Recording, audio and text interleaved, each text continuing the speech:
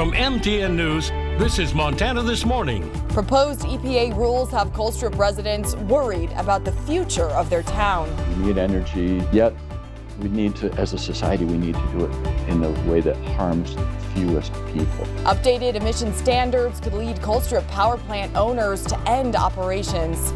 Most certainly, it's on everybody's mind. But doctors say these rules will benefit the health of everyone in the area. Good morning and welcome to Montana This Morning on this Wednesday, May 15th. I'm Augusta McDonnell. Here in Billings, a group of healthcare professionals is celebrating newly proposed federal air pollution standards. These rules would put limitations on coal plant emissions containing mercury, arsenic, and other toxins. If those standards take effect, the Colstrip power plant would be mandated to update their facilities. Its estimated upgrades would cost $500 million. Residents fear plant owners would rather shut down than make that investment. But at a Montana Environmental Information Center meeting this week, a Billings-based pulmonologist argued these toxins put people's health at risk. If you care about people's health, it's very alarming. Throughout the region are breathing in these emissions, and the consequences of that are very scary. Northwestern Energy owns the largest stake in Colstrip's plant. The utility released a statement saying in part, quote, "The inability to utilize Colstrip will likely push our already stressed transmission system beyond its capability." We'll continue to track that story. Of course, a big story in Rosebud County with lots of employment questions, health questions. But good morning, Miller. How are you? I'm doing good. Yesterday's big story, everybody was doing this number. Yeah, that was like it was crazy. Thunderous. That was big. Yeah. We're going to show big you. Lightning. We're going to show you the last 18 hours what the radar looked like, and we're going to show you something interesting that formed yesterday. Okay. Kind of rare, but we'll show you a photo. Somebody, Amy, captured it near Billings. We'll show you that coming up in just a bit and explain exactly what it is. But first, we have a beautiful sunrise underway, coming off a day that was pretty seasonal with our temperature, our daytime high anyway, up to about 65. Our overnight low just a little warmer than average. Top gust yesterday of 28 miles an hour, basically with those storms that came through at the airport yesterday. So it did give us a little bit of rain, so we're still pacing ahead for the month and the year. We're in pretty good shape. Maybe a little bit more moisture over the next couple of days. I think Friday, our next best chance. We do have some dry air for the next couple of days, so it's going to limit our chances of some rain, and also across the weekend we may be limited as well, but we'll talk about that too coming up. 47 right now at the airport, feels like 42. Winds out the southwest at about 10 miles an hour. We got temperatures in the 30s, 40s, and even some 50s. A nice start this morning. Complete look at that forecast for you coming up here in just a bit. All right, Miller, thank you for tracking all that. And new this morning, we have another profile for you on the candidates hoping to fill Montana's Eastern District U.S. House seat. Q2's Russ Riesinger sits down with Democrat Steve Held. Steve Held said he had never registered with any party before deciding to make a run as a Democrat. He believes that Montanans, no matter what their party, have a lot in common. He says it was Matt Rosendale's stance on a couple of issues that made him decide to make a run. The farm bill that Rosendale wouldn't sign, and the border bill. Those are the two main reasons why Steve Held says he decided to make a run for Congress as a Democrat. He'd never registered with any party before, saying he wanted to keep an open mind. It doesn't need to be the political mess it is. And so when people are manipulating it just to make it a political problem when they could solve it, that's a problem. A fourth-generation Montanan, Held grew up in Broadus and worked in his family's motel, as well as on ranches in the area. I was in my first rodeo when I was 3 years old with my little horse, Smokey Joe. When I was in high school, my mom asked me, she said, what do you want to do? And I said, well, I want to be a rancher or an actor. She said, well, you better be an actor because we don't have enough money to buy a ranch. Held would accomplish both, becoming a member of the Screen Actors Guild Board of Directors while in his 20s and appearing in a number of parts. So I went away and did that until I had enough money. I came back and bought my own ranch, and bringing my kids back to be raised next to Grandma was the best decision I ever made. He's married with 2 adult children. His daughter, Ricky, was one of the young climate advocates who sued the state of Montana in a landmark case and won. During the Trump administration, 67% of Americans believed that the government should do something to stop climate change. During the Trump administration. That's a supermajority. That means the people want it to happen. It's the politicians making money off it not happening.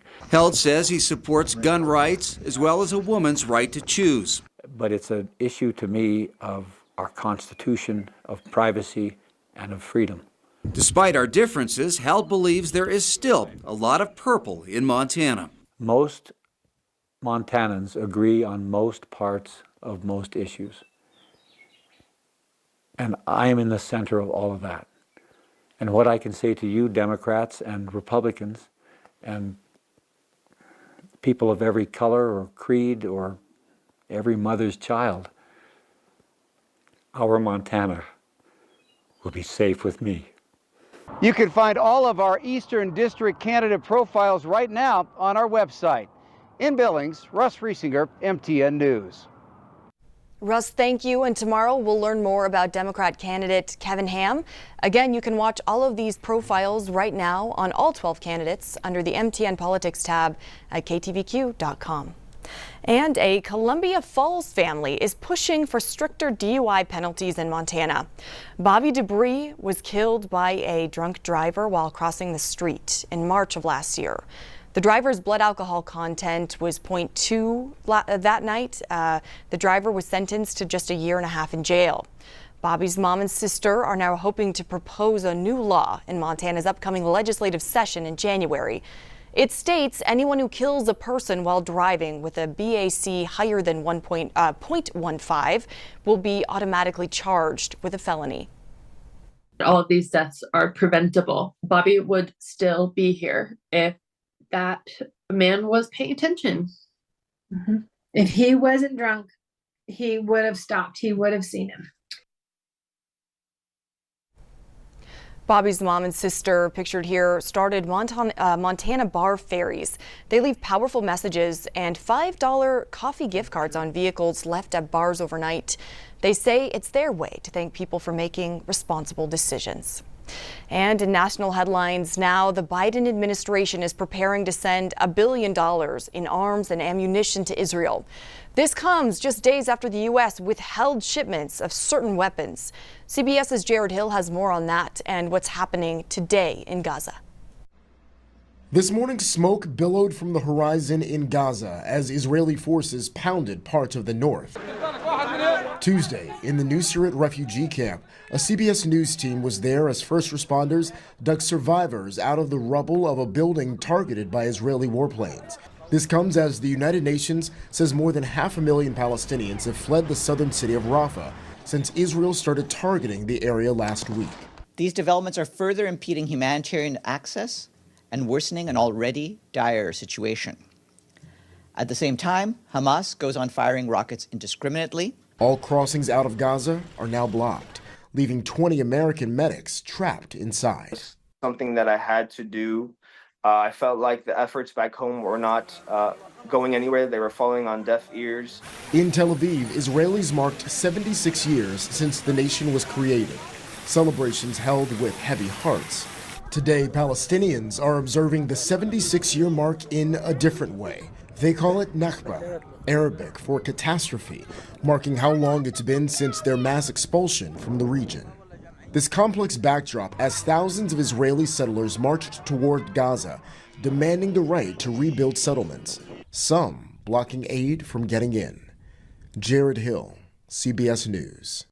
The Israeli military says it struck a Hamas war room at a UN school, killing more than 10 fighters. Qatar's prime minister promises to continue mediating between Israel and Hamas.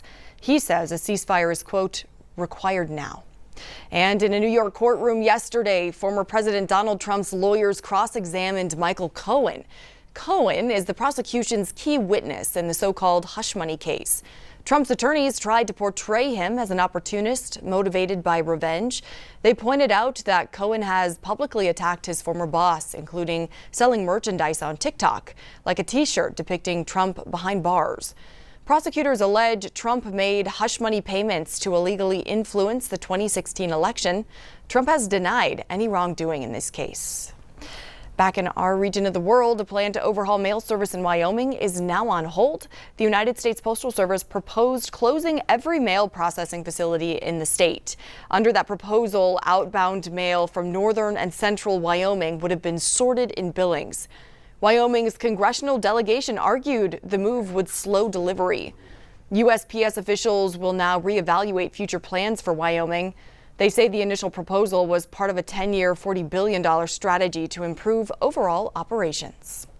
And still ahead on this Wednesday morning, should after-hour work contact be illegal? After the break, we'll look at how one state wants to give workers the right to disconnect. It was 6:10 a.m., 49 degrees outside. You're watching Billings' only local morning newscast.